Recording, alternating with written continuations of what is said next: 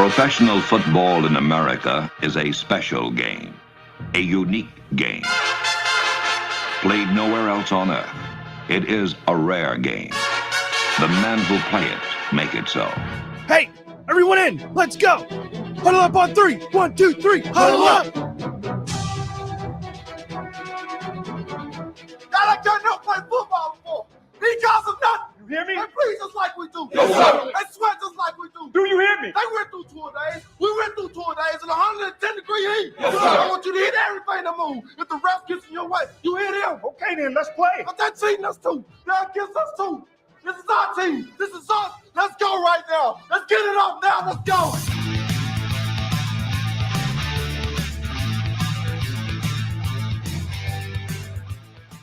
Back-to-back, man. You do not see this in college football. But the Georgia Bulldogs bludgeon their way to back-to-back. Glory, glory, Georgia, as the fight song says.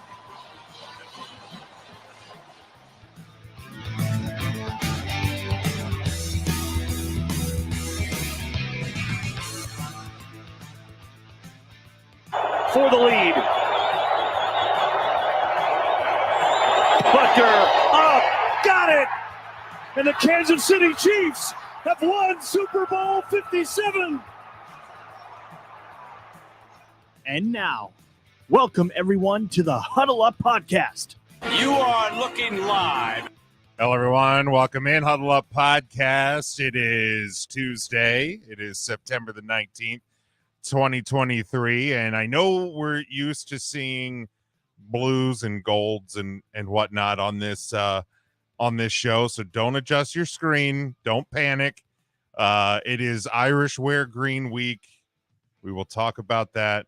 And since no student of the game, Kyle Nash, this week, and we have 3 Notre Dame fans, right, on the panel. According to him, anyway, yeah. This week. So we might as well go green to celebrate the Irish and their big game this upcoming weekend, which we will obviously preview here in a few minutes. But it's Jim, it's EJ, it's Matt. We'll start with EJ. How you doing this week, my friend? I'm doing well, although that golden up, on Huddle Up, I'll Florida State gold. I'll take that to some degree. No, that's not. No, doesn't work. Okay. No, yeah. I tried. No, you tried. You yeah. failed. Yeah, but you tried. Yeah. Lesson here: don't try. Matt, how you doing this week? I'm doing well. We had a good weekend in the household. I had a stress-free Sunday since the Eagles had played on Thursday. Game I got to enjoy and see a win, much to EJ's chagrin. And I know EJ was stressed about both of his teams this weekend. Two narrow victories, my friend. You escaped. Close. Somehow the Cardinals did their best 76ers process imitation. So it's only a matter of time before Brian Colangelo is named GM of the Arizona Cardinals to take over the tank there. So, sometime in that third quarter, they got reminded, oh, shit, we don't want to win this year. And then, then reality took over for the Arizona Cardinals. Yeah. So Saquon's out, 4 weeks? 2 to 3 weeks, but they're actually saying that it's possible you could play it on Thursday. I don't know why you would play them, but whatever. That would be the dumbest thing I'd ever. I agree. Pretty tough run here coming up, right? With you got San Fran in 2 days, and then Seattle, and then So we'll go 2-0. Yeah, like here's the deal. What's up, Devin? How's it going, bud? If you're following along with us live in the video, give it a like and a share. We'd appreciate that. You can obviously subscribe to the show on all podcast platforms. You can also get the show on all of our social media, Facebook, Twitter, and TikTok. We are at Huddle Up Podcast on all of those channels. Our YouTube channel as well. Hit the link tree on any of our social medias. And you can get our merchandise over at tpublic.com. I think there's some sort of sale going on right now, so check that out. But yeah, I mean, here's the deal with the Giants. You're gonna, no offense, lose either way to the 49ers. So exactly. Why even play? Totally agree with you. Saquon this week. At least give him the extra long a week off to maybe play against Seattle. But even there, totally with you. That's a bit of a stretch there. But no student of the game, Kyle Nash this week, also on the 1 week injured list. So we hope he feels better. he cleared the deck of everything. No podcast on my that's show here, wild, nothing. man. But which is very rare for student of the game. So Yes. he must be hurting. So definitely we hope he gets better. I'm sure at some point Mike will jump into the comments, but we will interact with the show as we do, but let's kick it off as we do each and every week, looking back at the weekend that was.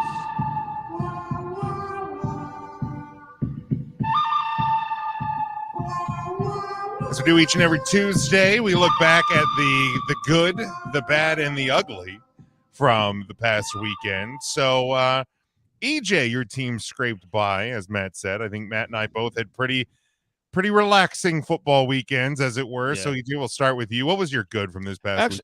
Yeah, actually, I was trying to decide which good one to take, but I'll take this one here. My good actually is really fun late night Saturday night football.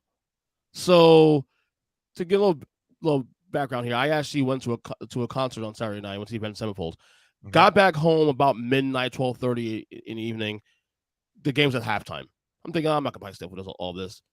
I stayed awake till 2:33 in the morning watching this damn game, and it was so worth it. And you know me being awake past midnight right now at this point it's a challenge. Yeah, man, I stayed up and watched that whole thing. Like, yeah, like apparently everybody stayed up to watch that whole thing. The what was it? The most watched ESPN broadcast in the last 5 years, the most streamed ESPN broadcast. Yeah, it's pretty sick of all time. Yeah, it's man, it's love him, hate him. He's getting people to watch, man. That's for damn sure.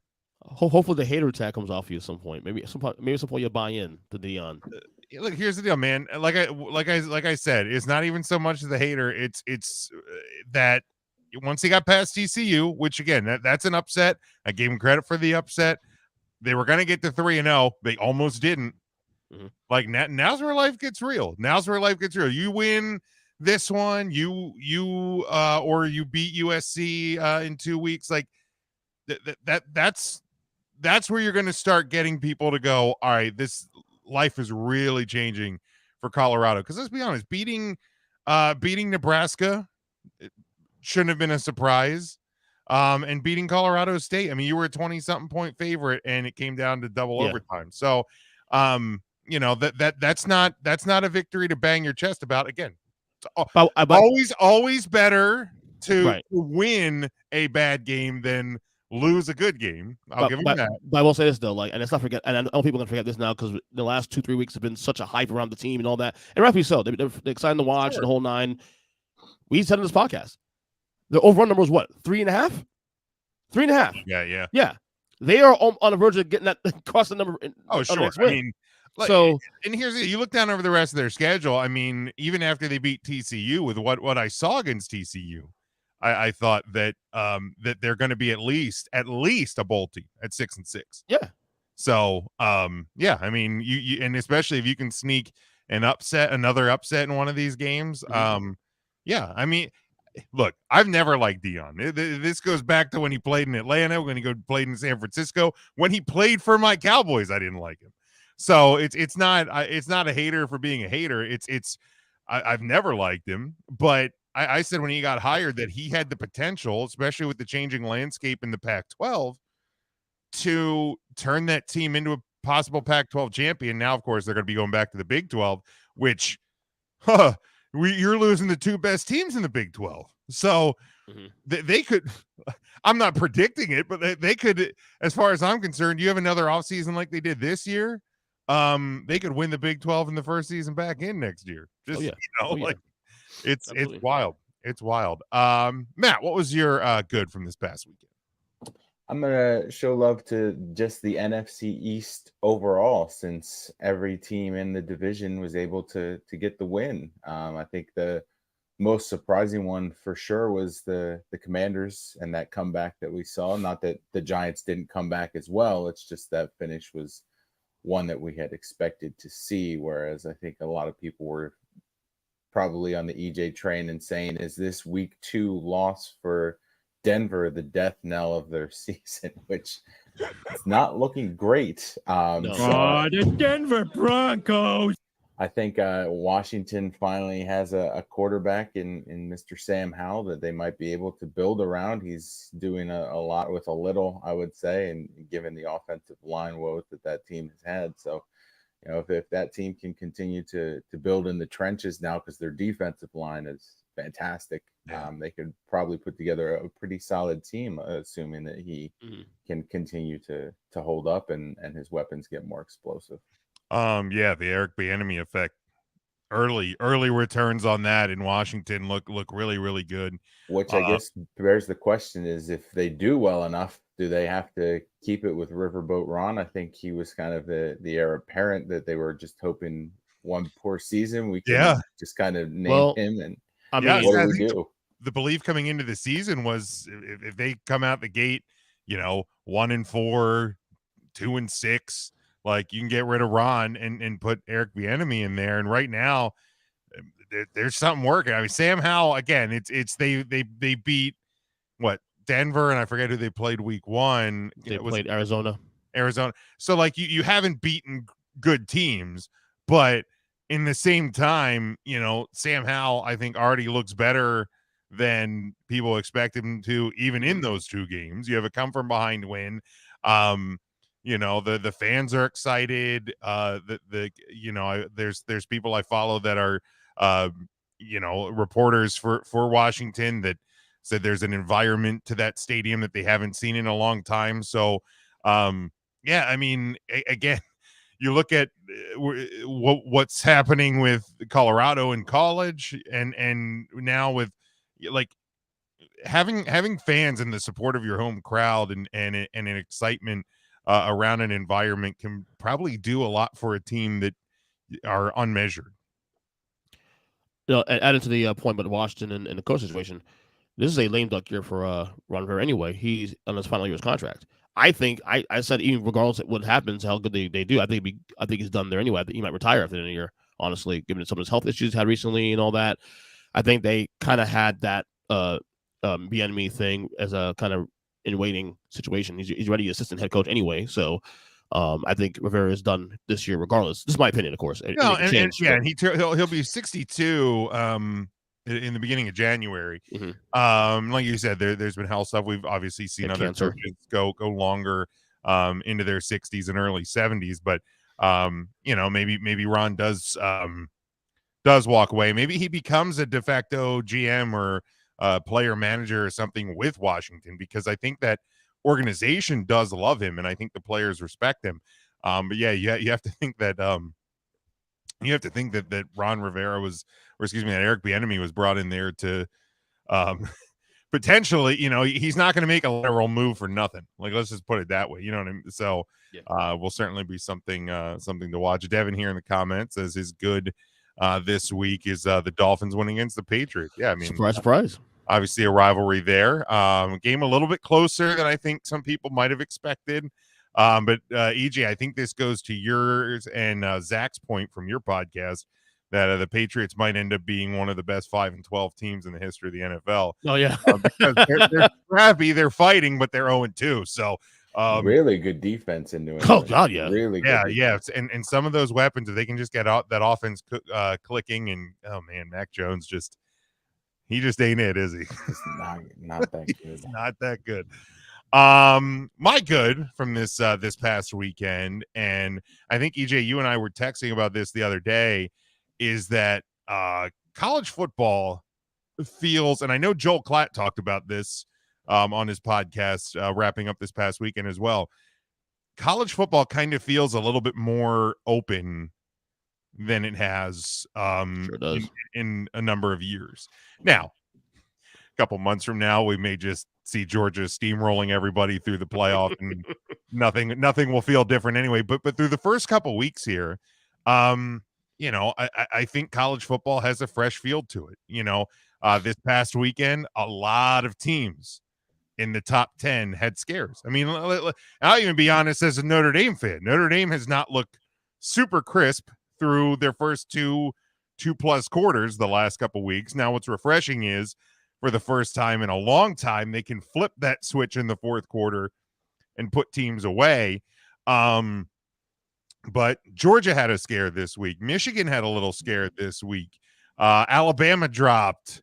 The other teams. Ohio State was about the only team that really, and I guess they were playing Western Kentucky, but Ohio State was about the only team in the top 10 that really didn't have any sort of a scare this past weekend. And to me, that's refreshing. And you start to look around and go, what if Notre Dame beats Ohio State this week and then can beat USC in a couple weeks? Like, could this be a magic season there with a veteran quarterback? If Michigan figures out, a couple now that Jim Harbaugh will be back starting this week. Like, there's just it just has this fresh feel. And again, it's very early.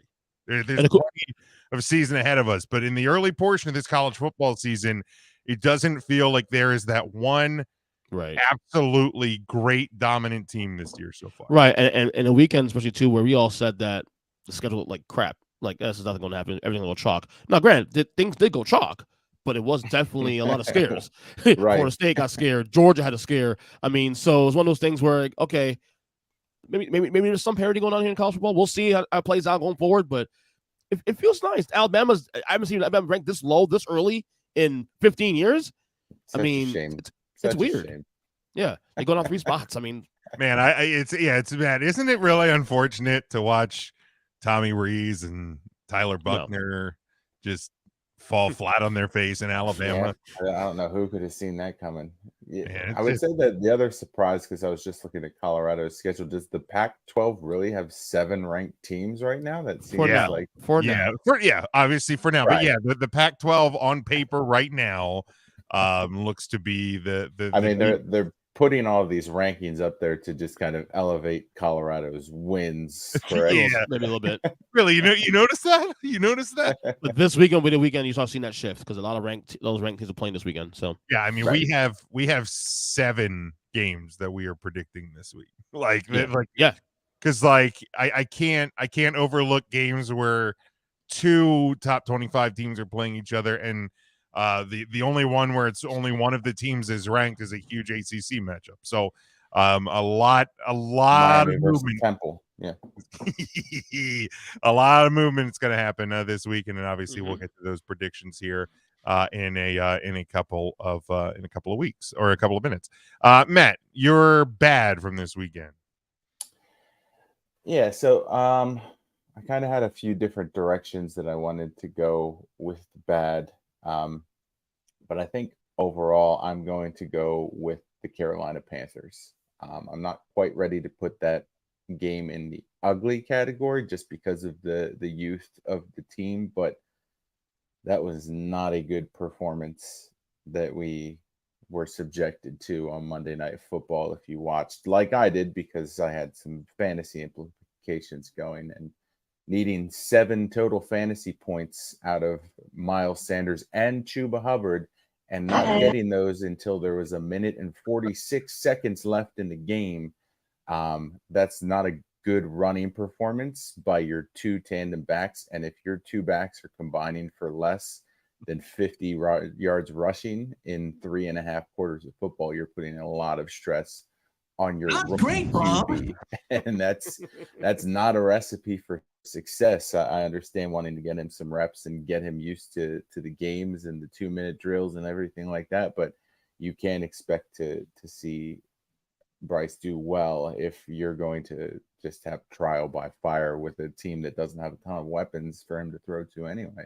No, I mean, when Adam Thielen and he looks dramatically slower like this year, I don't know if it's just everything else around him or what, but man,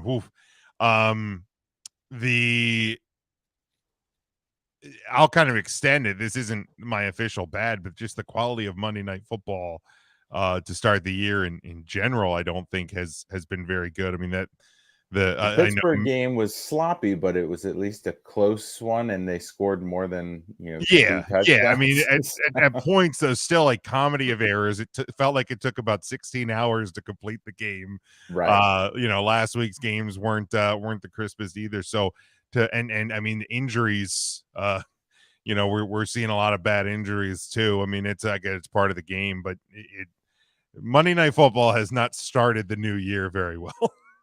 Not at all. And I remember as a kid, we used to have a VHS tape of hilarious sports bloopers, and one of them was when a quarterback would line up under the guard, and we got to see a little bit of that towards the end there when Bryce Young did that. I thought of the old football. Over. I thought of the old Football Follies tapes when the Browns and Steelers were doing the hot potato, and Jordan Love with the falling through his offensive line at one point. Right. So just definitely good fodder for NFL films this weekend. EJ, what was your bad?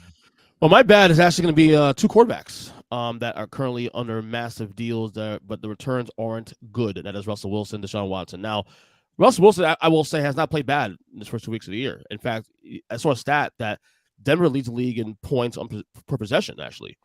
But what is it? Is that they actually scored more. You haven't the ball much then. That's what I'm saying. It's a defensive issue. But the problem with Russell Wilson for me has been for the money he's getting paid. He's got to be special. Yeah. Like, he's good, but good's not good enough. You got to be special. And look, I know that in that game against Vegas last week, they had the ball only 6 times. So that stat, which is really weird. So I get all that. It's a defensive issue too on top of that, but you got to be special. And so Russell Wilson, that's the issue there.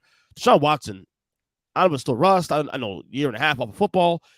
He's same issue. And by the way, all that money that he's owed is all guaranteed. Every last dollar is guaranteed, for the record. Browns. I don't want to get ahead of myself just yet, but right now, if I sat here right now, September 19th, that is the worst contract in the history of football. Probably. Yeah. Do you have an issue with Deshaun and kind of like how he is not showing remorse and kind of having the attitude still too, coupled with the performance? Like, you have to figure for someone like Deshaun, you're going to get hazed to the opposing fan base, and you're more than welcome to taunt back, in my opinion. But you also have to kind of show up if you're going to do that, and he really hasn't. Right. I agree with you. Do you kind of see that as something that he needs to probably just put away until he's performing at the level that we've seen him do in the past? In fact, I argue that that's probably in his head. It might be impacting his performance right now, currently. So, I'm with you 100%. Yeah, he's just Rust, I feel like could have been a excuse last year, but you've had a full off season, you had a full training camp, if you're as good as your contract says you are, there shouldn't be rust at this point. You haven't been good. You weren't good in a week 1 win when you dominated the Bengals. Your team dominated the Bengals.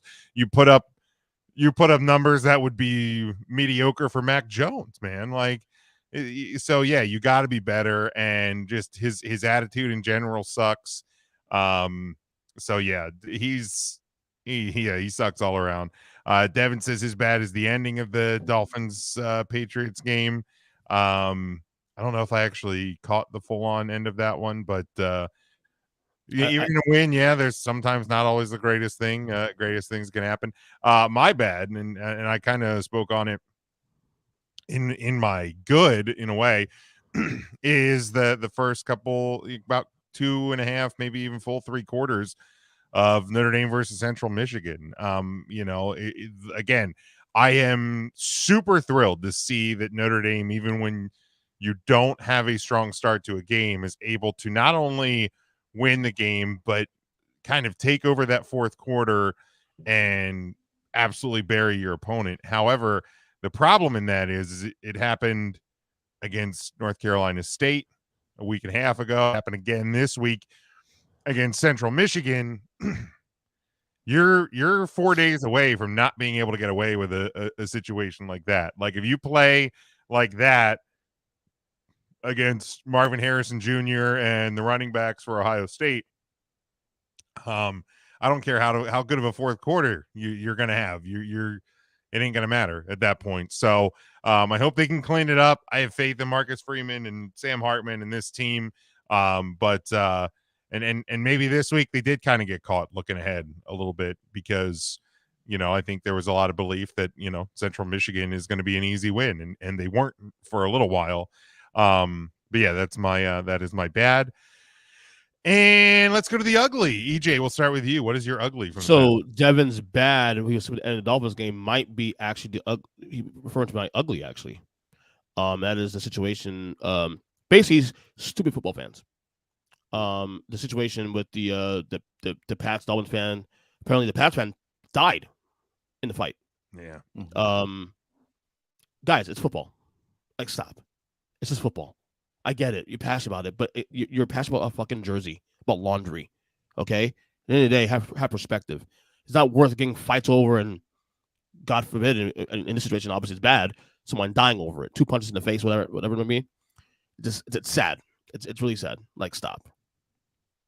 Yeah, it's freaking sports, man. Like, and it seems to be getting worse. I don't know if we're just more aware of it now or whatever, but like there was something in the stands at the Ravens game last week, and then there was something, during their stuff during the preseason, this and that, and like, come on, like it's a freaking game, man.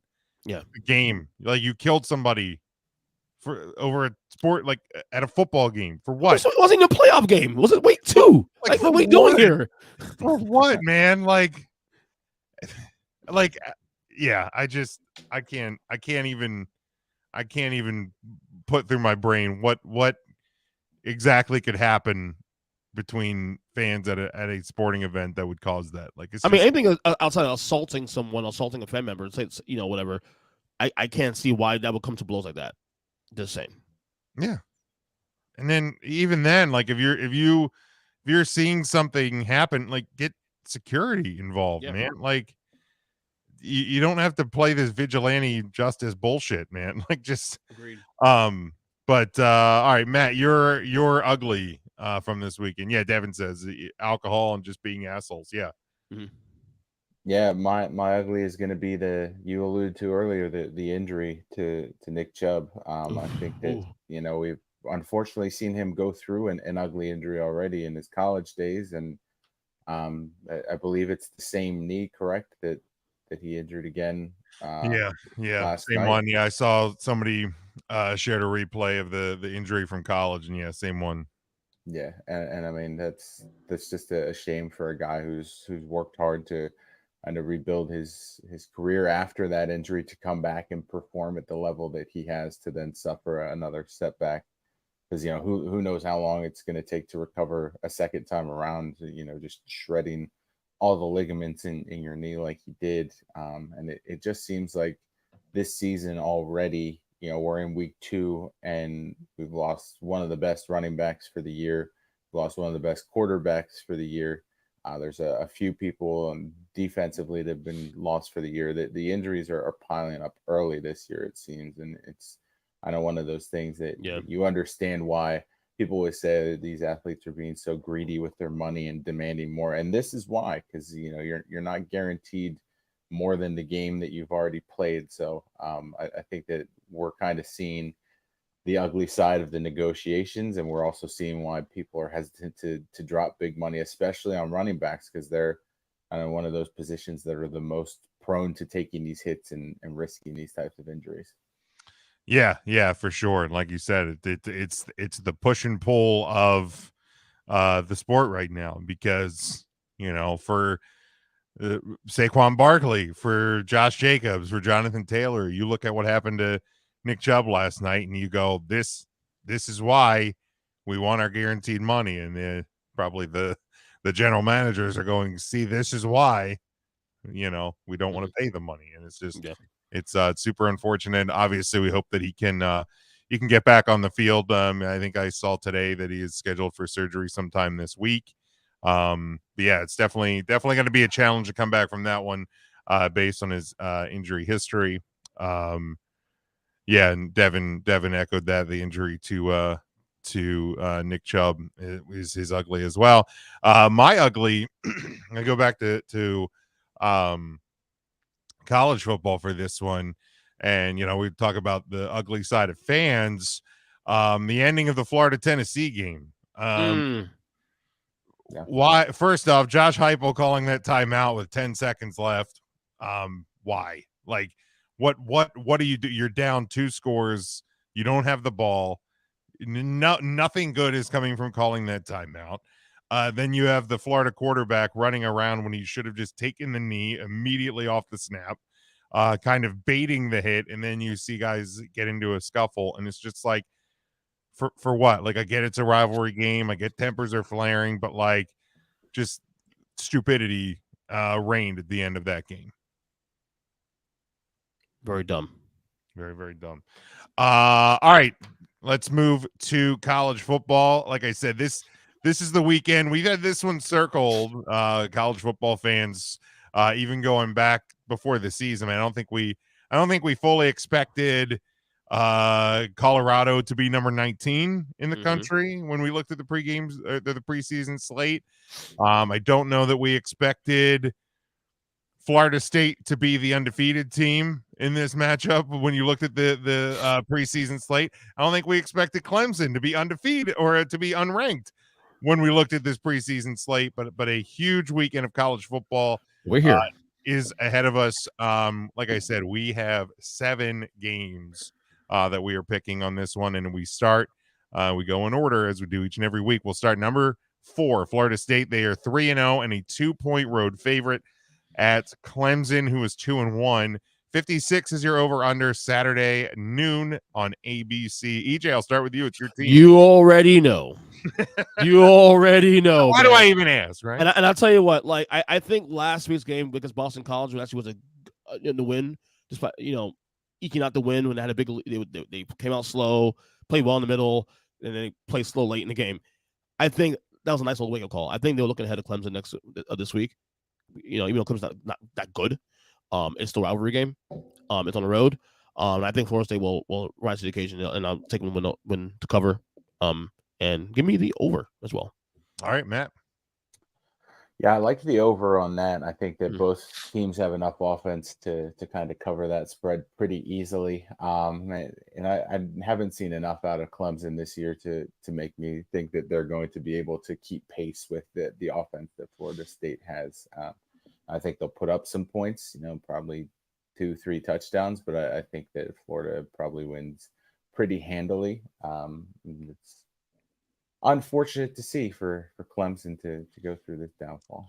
Poor Dabo, man. Your boy, Jim Dabo. My heart just breaks for Dabo Swinney. He seems like such a likable guy, a likable, humble coach. But and I love to make fun of EJ and his teams, but yeah, I don't.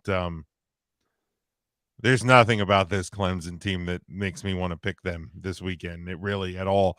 And it's funny because like we in the preseason we talked about Notre Dame's big 3 being Ohio State, USC, and Clemson. All of a sudden, the big 3 is Ohio State, Duke, and USC. Yeah. Next weekend, Notre Dame travels to Duke in prime time. So, the schedule's still challenging for the Irish, but in different ways. But yeah, I think Florida State covers here. I like the over as well. I don't think many people are writing long page books about the defensive stature of the ACC conference. I'll say as much. I will cry if they lose this game on Saturday. I will cry. I believe that. All right, next one we go to. We get Saturday 3:30 on Fox. It is number 22 UCLA. They are 3-0. They travel to number 11 Utah, also 3-0, and a 4.5-point home favorite. 51 is your over/under on this one. Matt, I'll start with you. I'm going to take the under. I've seen enough out of Utah's defense that I think that they'll be able to maintain some of the scoring. Especially with UCLA struggling early on in the season. They've hit their stride against San Diego State and whoever the hell NCCU is. But I think that Utah's defense is enough to kind of keep that in check. And I like Utah minus the points, with it being in Utah. I think that fan base will get up for the game, especially with 2 ranked teams. For sure. EJ. Yeah, it's in Utah. So give me Utah. What was over-under again? 51. Ooh. Matt, you know it. Slide under. Slide under. Slide under. But you're taking Utah to cover, EJ? Yeah, absolutely. Yeah. Yeah, I like Utah to cover. 51 feels like such little points in the Pac-12. It really, really does. I know these two teams aren't necessarily the most explosive, but I'll go slight over. All right, next one. We go Saturday, 3:30 on CBS. It is number 15, Ole Miss. They are 3-0 at number 13 and 2-1 Alabama, who is a 7-point home favorite. 57 is your over under. EJ, I'll start with you. Wow, number 13 Alabama. How weird is that? Shit. I love it. Anyway, in week 4 of all weeks. Yeah. But you know what? I think Bama for 1 week will get together. I think they'll cover. Actually, give me Bama and give me the under on this though. Okay, Matt.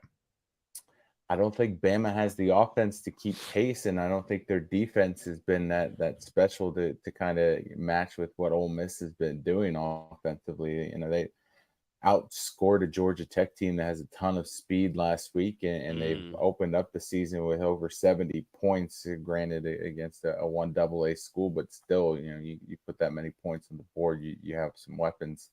And with the uncertainty that Bama has at QB, and with one Thomas Reese calling the shots on offense, I don't think that he has the creativity to Thing keep up sucks.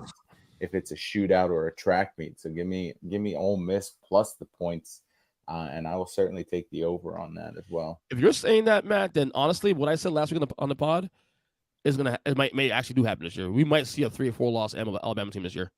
We might actually see I that. wouldn't be surprised, honestly. Yeah, I mean, like I said, we don't need to go back over the schedule, but to me, it's more about like, okay, so the loss against Texas could actually end up being pretty good. Like we don't know what the long game is with Texas, but they have been building that program back, and Steve Sarkisian is a really good coach.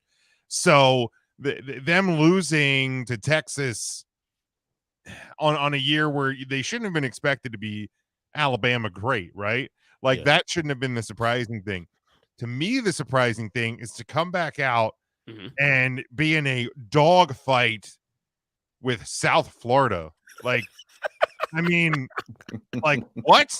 That's a surprising. Like that. Like and like I say that respectfully because like I mean it was just a couple years ago where South Florida came into South Bend and beat Notre Dame. Like, so South Florida is a team that can pull these upsets, but like these are the types of games that Alabama we've known to win by 40 plus. Yeah, and they're in a dogfight. Like I wasn't ready to sign off on Alabama being different just because they lost to Texas. This does feel different all of a sudden. And I think this is going to be the game where we see that. I think style points matter too, especially if Bama wins this game. It's going to have to for Alabama if they want any chance to still be alive. And I understand there's big games left on that schedule, but if they want any chance to still be alive, they're going to have to win these games running away. Like they're not going to be able to get into a dogfight even in the SEC. Like that's not going to be able to save them. That said, I think Ole Miss covers. I'm going to pick Alabama to win the game to eke it out, but they're not going to win going away, and that's not going to help them in the long run in the playoff conversation. So give me Ole Miss plus the points. And I'm going to take the under because that's the only way. If Alabama is going to win this game, they're going to have to figure out a way to slow down Ole Miss. They're also going to have to run the ball more. Like, don't put the ball in the hands of your crappy quarterbacks. I'm not gonna lie to you. I picked Bama to cover it solely out of like habit. I'm not gonna lie to you. I mean, it's become almost automatic in these sort of games. Like, really? Yeah. Jim, do you know who the quarterback was for Notre Dame when they lost to South Florida in South Bend? It had to be Tommy Rees, didn't it? It was absolutely Tommy Rees. How about that, Tommy Rees? Are you serious? Yeah. Wow. Dude, what a loser. What sucks out loud. He's your problem now, Tuscaloosa. All right. Enjoy him. Next one we go to. This is the big one. This is one of the really, really big ones that's going to get a lot of eyes. This one's Miami Temple. Let's go. Back, baby. Let's go, baby. The Saturday 3:30 ABC. It is number 19, 3-0 Colorado at number 10 and 3-0 Oregon, who is a 21-point home favorite. 71 is your over-under on this one. Yeah, that's a big number. Matt, we'll start with you. I'm taking the over. I mean, Oregon. You are taking the over? Oregon might cover that themselves. I mean, the Pac-12 defense, especially Colorado and Oregon, aren't known for their prowess there. So give me the over. I've disrespected Coach Prime in the past. I said TCU will win by 3 scores. I'm not going to make that same mistake again. Oregon wins, not by 3 touchdowns. Give me a 14-point victory for the Ducks. Yeah, I mean, Colorado State just dropped 35 right on this team. Like, no disrespect to Coach Prime. TCU dropped 42. Colorado State dropped 35. This Oregon team's, I think, better than both of those. EJ. A little bit. Well, look, I see my idea. I think Oregon wins the game, obviously. I mean, but there's a lot of points there. I think Colorado shows up and makes it somewhat of a game, but Oregon wins it. But I'm going to go the direction here. I'm going to take a slight under on this one. A slight under. Wow. You're blowing it, man. Give me a 56 to 42. The bold strategy, Cotton. Let's see if it pays off for him. Now, that being said, I want to see fireworks, though. So, there'll be plenty. I think I wouldn't be surprised if they break 100 points in this matchup. Jesus. I was just about to say that. I think this game could easily, especially if it is close enough to get another overtime game. I think you're definitely seeing 100 points between the two. I'm taking the over. The 21 here, and I'm sure that Colorado's using this as bulletin board material. I feel like there's new bulletin board material for Colorado each and every week. I'm sure they're going to use this one, but this is a reaction to going to double overtime in a game that you were a 20+ point favorite. Like this is the reaction to, okay, well now you're getting into the meat of your schedule and you just showed us you couldn't put away, your in-state rival. Again, it's a rivalry. It was ugly, very ugly game. And you're without probably your best player for the next few weeks as well, which is really unfortunate. Your 2 biggest games of the year, you're going to be without Travis Hunter, and certainly hope he continues to heal up. I'm gonna take Colorado cover the 21, whether it's 14, 17, 20, but 21 is a lot. 21 is a lot of points, and I think it's gonna be wild to see what this Colorado team is made of. I'm not gonna be able to watch it live. I'm gonna be at a beer fest on Saturday afternoon, so I'm gonna be getting hammered while watching it, while trying to catch some of the game on my phone. But certainly one that will be full of highlights. I am sure you could probably do a full Sports Center segment alone on this game. 3:30. Okay, it's 3:30. All right, next one we go. Getting near the primetime game, 7:00 on Fox. We have number 14 Oregon State. They are 2-0 and a 3-point road favorite at number 21 Washington State, who is also 2-0. 56 is your over under on this one. EJ, we'll start with you. Give me Oregon State. Give me over. All right, Matt. Neither of these teams should be ranked. No, and one of them won't be at some point. Right. Yeah. This is to Matt's point. This is that let's try and pad the Pac-12 a little bit here to make the Colorado story sound better, I think. Yeah, I mean, no disrespect to Northern Colorado. Shout out to my mom's alma mater, but beating them would hardly classify Washington State to be in a top 25 ranking. So give me the Beavers. I will take the over of 56. I think both teams can put up enough points, but Oregon State -3. Yeah, I'll go the same thing. I'll take Oregon State plus the 3, I'll take the over. Then we go Saturday night, 7:30 Eastern time on CBS. It still feels weird to see Big Ten games on CBS, but here we are. It is number 24, also shouldn't be ranked, 3-0 Iowa. They are at number 7 Penn State, who is 3-0, a 14.5 point favorite. 40 is your over under on this one. Jesus Christ. Matt, go ahead. Yeah, I mean, it's not too weird to see a game like this on CBS because they'll sandwich it right in between JAG and NCIS. It's just kind of like taking a long nap after dinner to all of this action. I'm definitely going to take the under, especially because Penn State's offense has been kind of sporadic. You know, I know they laid out Delaware, not to talk down on my dad's alma mater, but again, not a team that I think strikes fear into any type of program. But Iowa just is such a boring team, but they have a strong enough defense. I see this being like a 20-10 finish in Penn State's favor. So I'll take Iowa plus the 14.5, and I will take the under. Like, you don't know how bad I want to just predict the upset here. Like, and don't get me wrong, it would make my weekend to see a James Franklin coach Penn State team blow a should-win game on their whiteout night. Oh my God, it would just be so perfect. Please, Iowa. I just don't. Iowa, I've never asked you for anything. Nothing. I've asked you for nothing. Cade McNamara, you were a failure at Michigan, but for one day, could you just not suck? Could you just not suck for one Saturday in the fall, please? Figure out a way to do it. I don't think he will.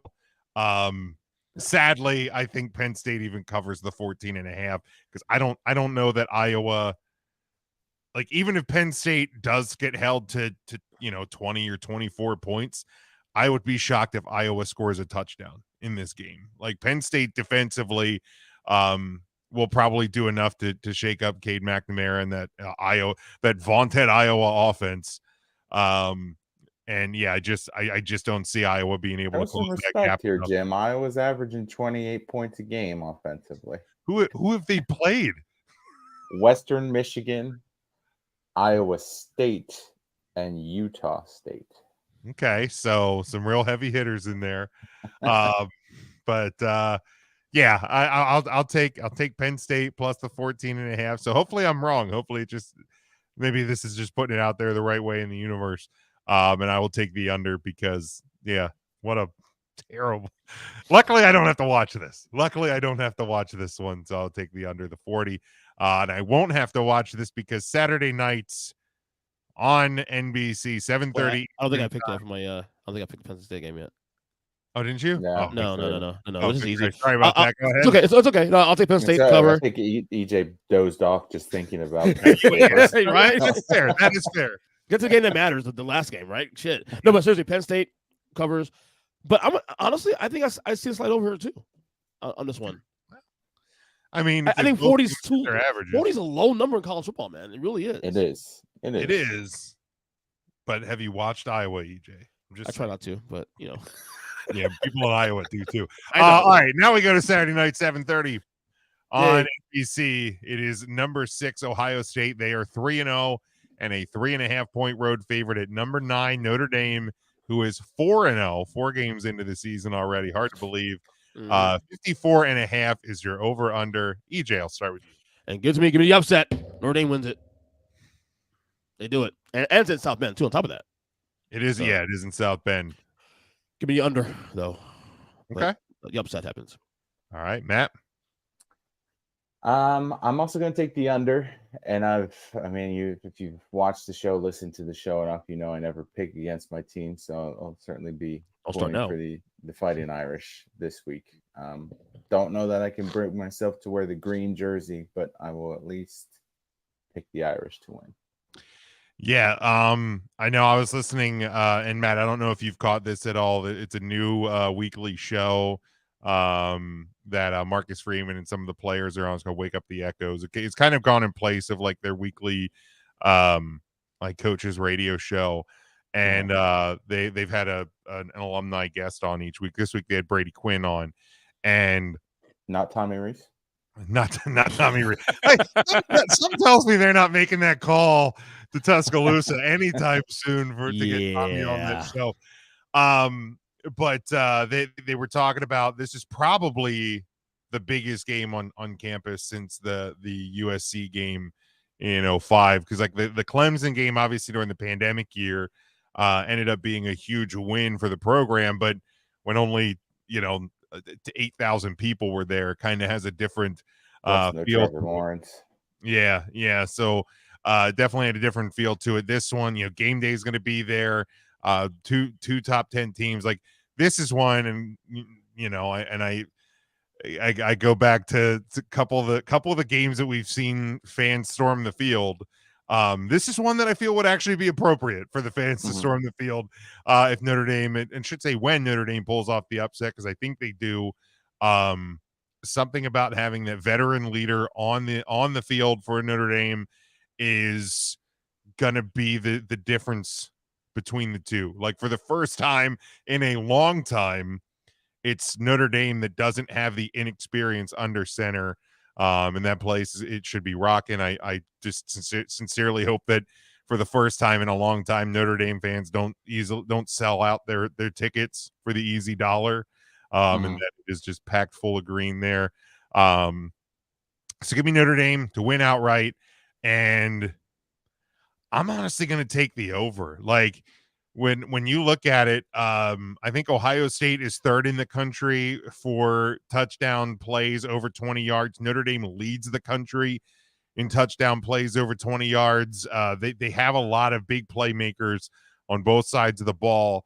And again, it feels weird saying this, but if this game does come down to a shootout, I actually have confidence in the Notre Dame offense and the Notre Dame quarterback. So that is going to be Saturday night. That is where we close up the college football slate. Real quick, who do you think Kyle would have taken this game? I think he's taking. I think he'll take Ohio State easily. Really? Okay. Yeah, I do.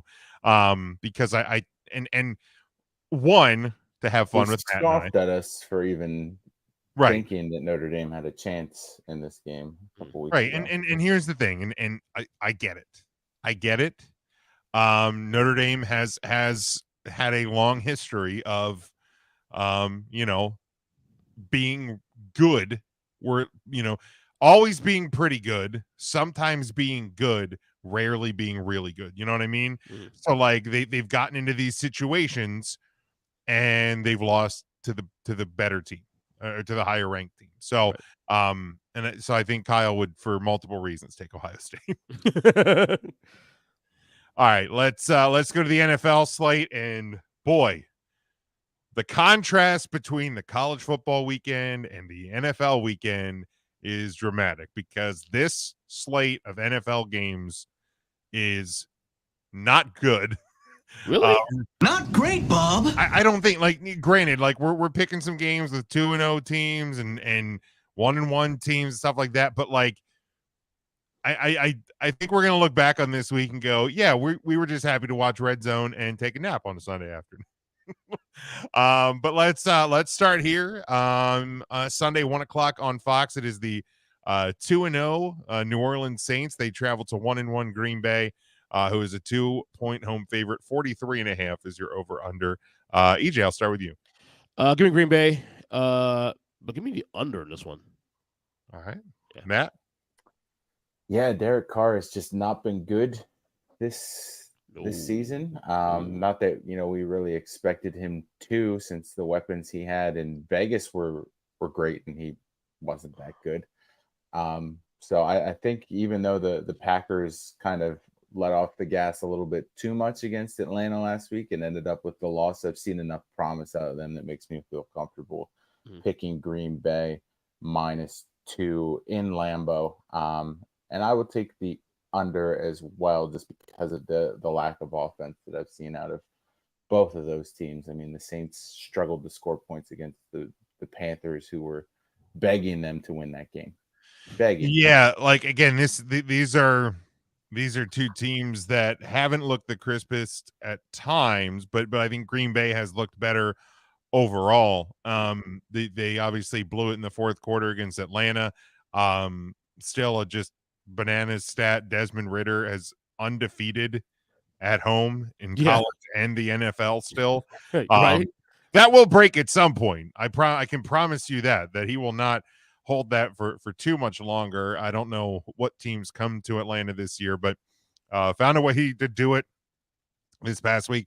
I think Green Bay at home, they'll settle it in, and they'll hand the Saints their first loss. They'll improve to 2-1. And I will take, I feel like 43.5 is actually a pretty good number. It's a really good number. I'll take a slight under because I don't have faith in the Saints yet, especially before they get short week and before they get Alvin Kamara back. You mean no number 1 seed for the Saints this year? No number 1 seed? Yeah, no, apparently not. All right, then we go Sunday 1:00 on Fox. It is those 2-0 Falcons. Woo-hoo. Frisky Falcons. Stop it. At the 1-1 Detroit Lions, who are 3.5-point home favorite. 45.5 is your over under on this one. Matt, I'll start with you. Man, I really want to take. You said this is the Falcons game, right? Yeah, Falcons at Lions. Really want to take Detroit here, just because I was so high on at the start of the season. But Dan Campbell last week, with all of the coaching mistakes he made, just kind of surprised out of his element, which was weird. So it is at home in the Superdome, brother. So give me Detroit. I'll still take them, even though I'll take Detroit. I'll take the over as well. I think the offense bounces back. All right, EJ. No, I got Detroit to win this game convincingly. Actually, this Atlanta. Look, it's a cool. It's a nice little story. Cute, frisky Falcons. Comes to end. They're on the first game on the road. They'll lose this game. I like the over as well too.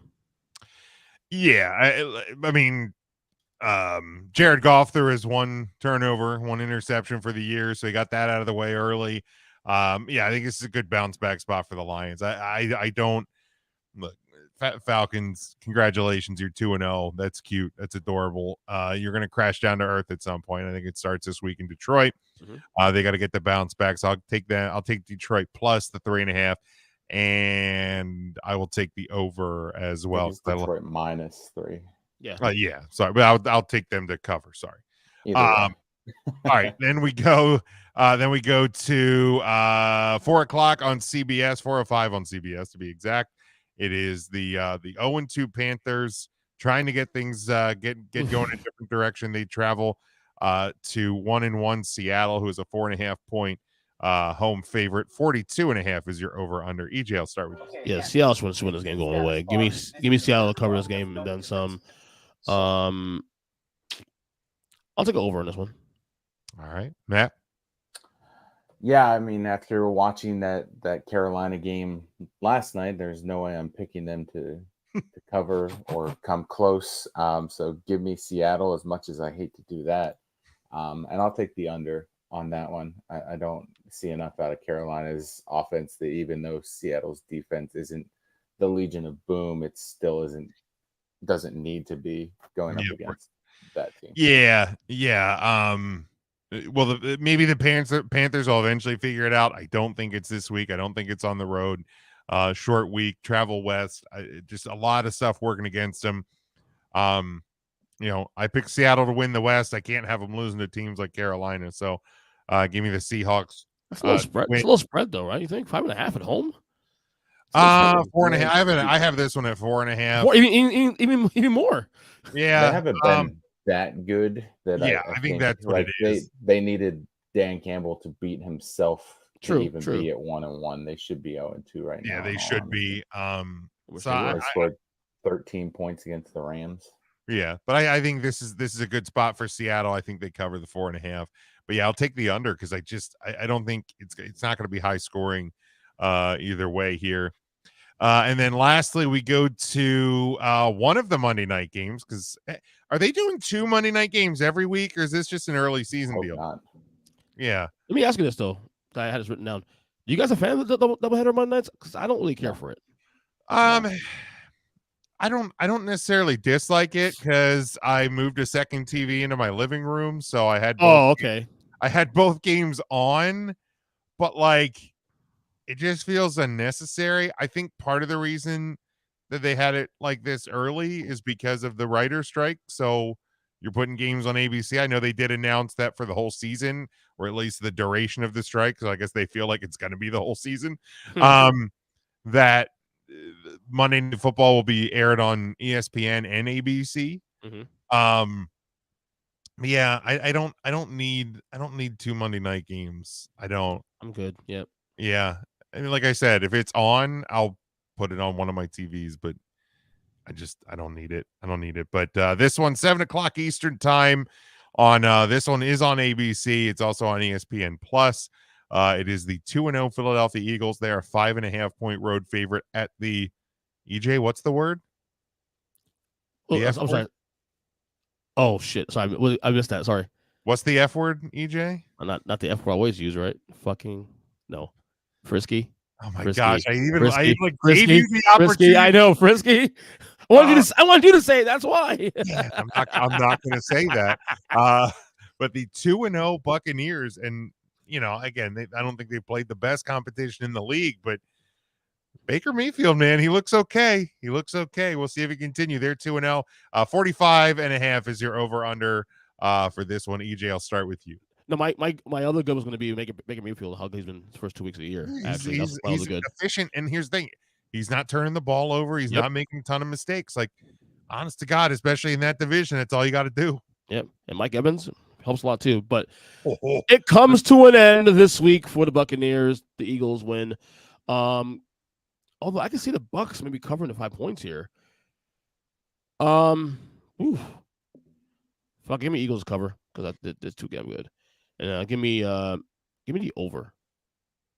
All right. Eagles defense has been kind of a little leaky as of late. Matt, I mean, what's up with that? Again, I still think the volatility leaky. They gave up 20 to the Pats. They should have only given up 20 to the Vikings. A lot of that was prevent defense and a referee call that kind of changed the momentum of the game. So I would say if not for those things, we're probably looking at a defense that's averaging 18 points per game. Yeah, and I think just going forward with the way that the preseason is treated, I think you're going to see some of that unpredictability, the volatility, so to speak, in the first couple weeks. And they're also missing half of their starting secondary. There you go. That doesn't help. But I tell you what, I'd rather be the Eagles being 2-0, figuring things out, than being 0-2, figuring things like the Bengals are right now, for example. But exactly. And again, the Bengals, this is the 4th year in the last 5 they've been 0-2, so they can very quickly figure it out. But Matt, go ahead. Eagles at Bucs. Yeah, again, I'm not going to pick against the team that I root for. I think 46 is kind of low for the spread, so I would take an over there. I will take the Eagles to cover. I do think that even though he has been playing well, I think this is maybe one of those weeks with they haven't really faced a defensive front like they're going to this weekend. Chicago, I know they've spent a lot of money rebuilding the offensive side of the ball, but they've neglected some of the defense, and I think that showed last week. So I think if we can get some pressure on Baker, we'll see a little bit different outcome than what we've seen out of him the past 2 weeks.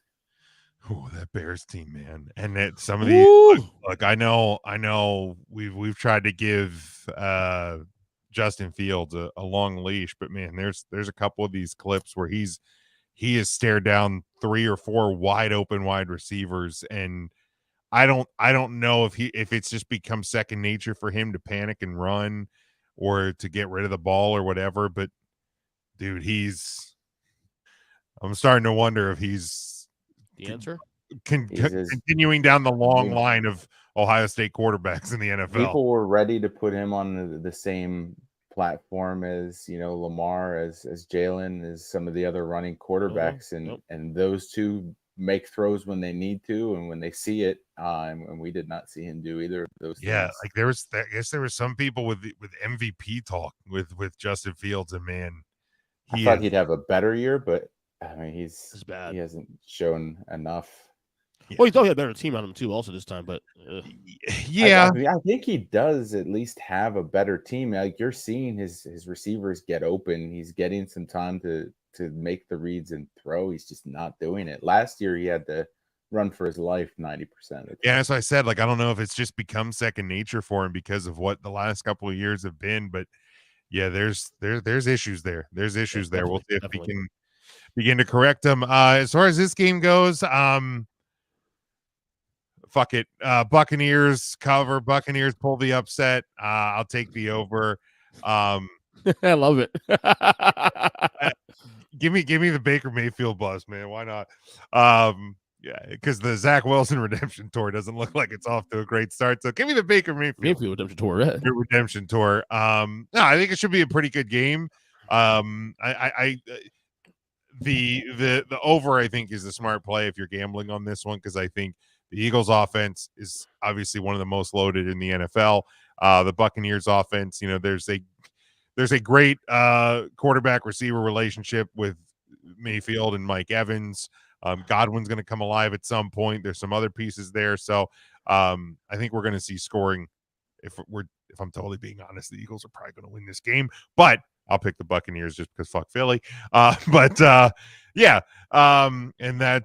will do it for our pick'ems in the NFL. So as we need to do, now we're not going to have Kyle dancing, which is somewhat unfortunate. Maybe Matt would dance. No, I don't think he is. I'm too white for that. You know it. You can try. How do you dance? That was the whitest dance I've ever seen, EJ. That's bad. But it is our Tool Time segment, is our weekly power rankings brought to us. I told Matt to look right, but he'll need to. Yeah, as we have always encouraged, and it's more for Kyle than anybody else. If you're watching on the video, look to the right side of the screen first for the bottom five. EJ, what's your bottom five this week? All right, for the podcast listeners here, 28 is Denver Broncos, 29 Carolina Panthers, 30 Arizona Cardinals, 31 Chicago Bears, 32 the Houston Texans. The Broncos don't feel like a bottom five team, but this is why I penalized them. And granted, they lost 2 games by combined total of 3 points. But both games were at home. Yeah. Like, come on, man. That's tough. You can't get one out there, bro. You know what I mean? So that's why I penalized them a little bit. But they don't feel like a bottom five team. Carolina, of course, they're pretty bad. Arizona moved up 2 spots because, look, Arizona has been very competitive the last 2 games. Got to reward them somehow. They probably should be New York and almost beat Washington last week. It was 2-0 now.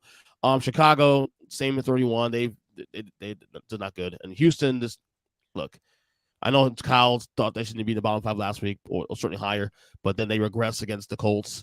The Colts lose their starting quarterback, Richardson, in the second quarter, and he still can't play well. So, yeah, I mean, I have the Texans at 28 on mine. I saw the Cardinals as my worst team because I don't know what sparked them at the beginning of that game, but when you either are bad enough to blow that lead or you willingly choke that game away, you belong at the bottom.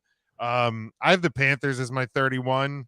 They're just bad. And I get there's a lot of youth there and there's room to grow and you have a new coach, but they stink. They just stink. They do. The Giants were at 31 for me last week. I only moved them up 1. Look, they were getting pushed around by the Arizona Cardinals. I don't think they came back and won. That's not a win to celebrate. It's not. It just that's a good live win. I wasn't that happy when they won the game. Yeah, congratulations. On top of all that too. Yeah, you're 1-1 instead of 0-2, but you lost your best player. And here's the thing: you're not going to be able to come back in most weeks when you start a game like that. So hell no. You barely deserve to be rewarded. I have the Bears at 29. Maybe the Giants should have been above the Bears because the Bears are that bad, but those are my bottom. I don't necessarily I'm not gonna get super crazy arguing about the bottom 5. Matt, any issue with the bottom 5? No, I think I probably also have the Cardinals at 32 and bump the Texans and Bears up just because the Cardinals are actively trying to lose. So give them what they're trying to do, EJ. They want to. That's evidence of Sunday. 32. Give them that. My goodness. And I don't hate the Broncos in there. I'm looking at the other 0-2 teams. I wouldn't put the Broncos ahead of the Chargers just based on promise of the team. Wouldn't put them ahead of the Bengals for similar reasons, or the Patriots. Or the Chargers? Chargers, yeah. And the Vikings are also 0-2, I believe. But I think if the two teams played each other, the Vikings probably win handily, based on what I've seen. Great. So I'm fine with everything except having the Cardinals there. All right, EJ, give us your top 10. All right, top 10, 10-1. Here we go. Number 10, the Detroit Lions. Number 9, the New Orleans Saints. 8, the Jacksonville Jaguars. Number 7, the Buffalo Bills. Number 6, the Baltimore Ravens. Number 5, the Miami Dolphins. Number 4, the Philadelphia Eagles. Number 3, the Dallas Cowboys. Number 2, Kansas City Chiefs. And number 1, still, the San Francisco 49ers. Yeah. So I have the same 6 teams in the top 6. I have a slightly different order. I still have the Niners at 1. Although this week definitely looked a little shakier than week 1 at Pittsburgh. Mm-hmm. So last week I had the Niners and Dolphins as my 1 and 2. Again, mine, I think I react a little bit more to the volatility than yours do. I think as we've seen over the last couple of years, you incorporate your trust in teams into your rankings. So mine do look a little bit different there. I still have the Niners and Dolphins as my 1 and 2. I actually have the Cowboys at 3, and I get, I'll hit the button. Homer. But when I look at the first 2 weeks of this season, I get you played the Giants, you played Aaron Rodgers-less Jets, but Cowboys are outscoring their opponents 70-10. The offense is running pretty efficiently. The defense and special teams are just playing out of this world right now. So, I'm giving I messaged my boss on Monday, and I said that I know it's early, but this Cowboys defense looks pretty damn special. And he said, "Are you allowing yourself to enjoy it yet?" And I said, "A little bit, slightly." So that bumped down the Chiefs and the Eagles to 4 and 5. And it's not that they're bad. It's just, I don't think the Chiefs have been impressive. The Eagles look like, for whatever reason, looked like they tried to give a couple games away late. Mm-hmm. I think both of those teams will begin to ascend at some point. Yeah. I have the Ravens at 6. And then here's the thing. After 6, I feel like it just becomes a whole bunch of who the hell do you really want here? I kind of reluctantly put the Bills at 7. I don't know that they're the 7th best team in the league, but I looking at it, I'm like, so they beat the hell out of the Raiders, but I think everybody's going to beat the hell out of the Raiders this year. Yeah. But then I'm also looking at the rest. I'm like, I wouldn't put them above the Jags. If the two teams played based on what I've seen so far, I would take the Bills over the Jags. I would take the Bills over, to your list, the Saints, the Lions. So I kind of put them there by default. Makes sense. I have the Jags at 8. My next 2 are probably surprise teams, and again, I'm basing this off of the little bit of chaos that we've seen, and surprises that we've seen to start this year. I have the Rams at 9, and I get they're 1 and 1, but this Rams team right now, again, it's going to hinge on the health of Matthew Stafford, but they look pretty good. Like they won big week 1. They hung in with the Niners, probably could have won the game if we're being honest. Yeah. And Kyron Williams has grabbed hold of that backfield. You have a young emerging wide receivers. So again, if Stafford can stay healthy, I think this Rams team is going to be a lot better than we expected. And my number 10 is the team I picked to win on Monday night. This Bucs team, like they're 2-0. Again, I think eventually they're going to fall, but right now they're offensively, they're moving the ball really well. Baker Mayfield's efficient. The defense has looked a little better. Again, they haven't played a whole lot of competition. No, but I've liked what I've seen out of the Bucs so far. So I'll say I did consider the Rams put in the top 10 this week also too, for the same reason you did. My top 4 is the same as last week. Nothing's changed. Obviously with the Chiefs, Homer, you call what you want. A lot of trust there. The Super Bowl champs. Homer. It wasn't the greatest win against the Jaguars, on the road, but again, they found a way to win. Their defense looks pretty good though. I'll say that in the first 2 weeks. Yeah, I mean, honestly, man, there's part of me, and I kind of had to fight the homerism. Part of me wanted to put the Cowboys at 2. Yeah, I thought about it too. Also, yeah, the Dolphins, I think at times didn't look super impressive against the Patriots. Right. It's in the fourth quarter. But I wasn't ready to sign off on the Cowboys at 2 yet. Yeah. I think the only team in your top 10 that I'm really throwing a flag on is the Saints. Okay, that's fine.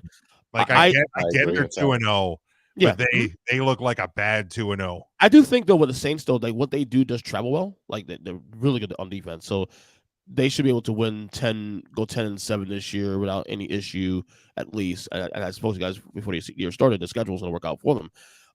In terms of the top 10 though, like the top 4 is the same as last week. Yeah, Dolphins moves at one spot. Ravens were at number 8 last week, and number 6. Buffalo back in the top 10, number 7. Jags fell one spot. Like I said, Saints 9. I get it. Lions, I didn't want to kill them too much out the shoot, but that's a bad loss though against Seattle. It's a bad loss. Yeah, that's one they're going to want. To Matt's point, they shot themselves in the foot.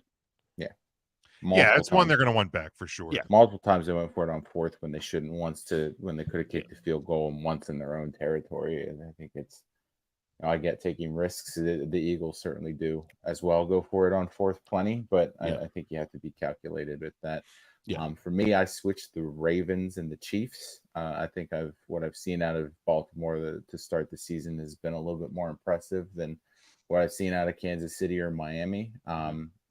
I might put the Cowboys 2 ahead of the Ravens if I'm nitpicking, just because of what we've seen out of that defense. I just don't know that we've seen enough out of the offense. The defense has put them in a position for success pretty much both games, that they've just kind of done what they needed to do, but you can't fault them for that. Yeah, I mean, what I've seen, the thing that I like about the Cowboys offense is there was a lot of questions coming into the year with Kellen Moore being gone and Zeke being gone. Like what's this offense going to look like? We've seen them. I mean, they've been heavy on the run game, which I absolutely love, because that offensive line and kind of a 3-headed monster headed by Tony Pollard has looked really good. So you're taking some of that pressure off of Dak Prescott. That's been one of my biggest gripes in the last couple of years. It's not that Dak is bad. I think Dak is actually a really good quarterback. But when he's throwing the ball 37, 40, 45 times, bad things are going to happen. Bad things are going to happen when most quarterbacks are throwing the ball that many times. So take some of that pressure off, allow him to work when he needs to. And so far, again, against the Giants, I say against the Jets, but the Jets defense really, really good. And the Cowboys were smart enough to not throw it towards Sauce Gardner very much either. So they have the weapons to go away from some of the best defensive players on the other side. So early returns, I've liked what I've seen from that offense, but yeah, there's going to come a point where the schedule gets a little tough. By the way, the Dolphins also too impressive. Also 2-0, both games on the road. Mm-hmm. Yeah, very impressive. Very impressive. Yep. Very true. Absolutely. And I would also knock the Saints out. And I would put the Buccaneers in, just based on level of competition. He's alive. Look at him, Kyle. Saints over Lions, laughable. I will agree with that. Saints should not be in the top 10. You're missing an H in laughable, Kyle. Loggable. Jags getting. Here's the thing, man. The Jags is not I mean, if you throw your game away, you can get punished. I don't think there's anything wrong with that. I mean, they got punished by one spot. There was 7 last week, number 6. I mean, so it's not and massive. The thing, if you want to put the Jags above the Bills, I don't have a problem with it. I don't. But they haven't looked crisp. And yeah, I mean, to the bottom 5, he says Texans below Bears. Stop. Yeah, they lost by 16 last week and lost by 10 this week. Yeah. I mean, yeah, but I mean, like I said, I have the Texans at 28. I think that they belong in the bottom 5. I don't know that they're the worst team in the league, but I just think Arizona has played competitive football in a way I didn't think they would in the first 2 weeks, even against the Giants and Commanders, honestly. So it says something. It's true. Matt, any other thoughts on the top 10 or the bottom 5? Nope. All right, that's where we'll close that one, and we'll move. As we do, we close out the show each and every week with something that we think is going. You better lock it up. You better lock it up. No, you lock it up. You lock it up. Lock it up. Lock it up. That will happen this upcoming weekend. EJ, what is your lock of the week? Well, as I said, those Frisky Falcons, a fun story, but my lock is they will lose their first game of the year this week in Detroit. Lock it up. All right, Matt, what is your lock of the week? What's going to happen? I said before I had disrespected Coach Prime. I wouldn't disrespect him again, but I do think my lock of the week is going to be that Oregon wins handily over Colorado this weekend. Lock it up. Ooh, Kyle, I don't like that. That is not true. Yeah, that's hot take-ish, Jared. That's a hot take. It might be by the end of the year, but right now, but right now I can't. You can't put them in the bottom. I get they've beaten poor competition, but they're 2-0. I will not sign off on Washington being a bottom 5 team. They're not a top 10 team. To me, they're still bottom. They're still bottom 10. Even at 2-0, I don't know that I would put them in my top half. But bottom 5, not a chance. Yeah, not a chance. Sorry, Kyle. I disagree with that one. I had a little fun with my locks this weekend. The Chargers and Vikings will remain winless when they finish Sunday's matchup in a tie. Lock it up. Because why not? Why? Chaos, right? Let's go. Let's freaking go. All right, guys, we're going to wrap it up for this week. Like I said a couple weeks ago, the shows will get a little bit shorter than our preview shows. And certainly without Kyle doing his dunk tour on EJ, certainly kept the time down. But Matt, tell the people where they can follow you and what you're doing.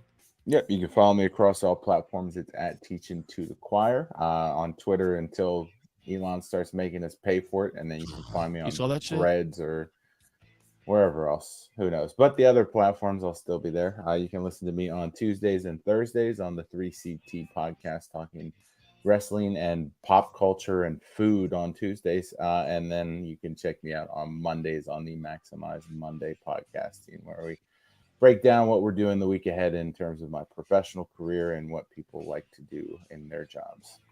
All right, very good. EJ, plug away. The Tuesday episode is awesome. I love the Tuesday episode on 3CT. It's the best. It really is. Honest to God, man, the Tuesday show has become my favorite thing to do. EJ, did you vote on the cereal draft?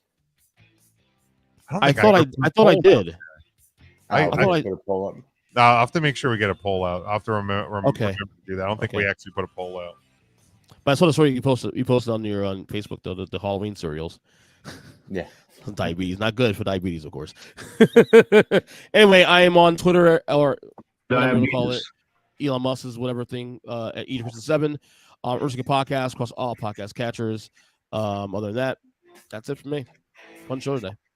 Very good. Yeah. Student of the game, Kyle Nash, like I said earlier, hope you get better. Yeah. We hope to see you back here next week. I want to thank everybody for following along with the show and interacting with us and supporting us as always. We certainly do appreciate that. You can find us on all podcast platforms, Apple Podcasts, Spotify, Amazon, and everywhere else. If you can find one that you don't find us on, let me know. I'll make sure we get it up there. You can subscribe to our YouTube channel as well. That is definitely beginning to take off a bit more this year, and I certainly do appreciate Kyle Nash and everything he's doing with his projects that have certainly helped that out. You can get our merchandise over at tpublic.com. You can follow me at Big Jim Sports, but make sure you are following along with the show at Huddle Up Podcast on Facebook, on Twitter, and on TikTok. Until next time, we hope that you stay safe, stay smart, and as always, go for the win.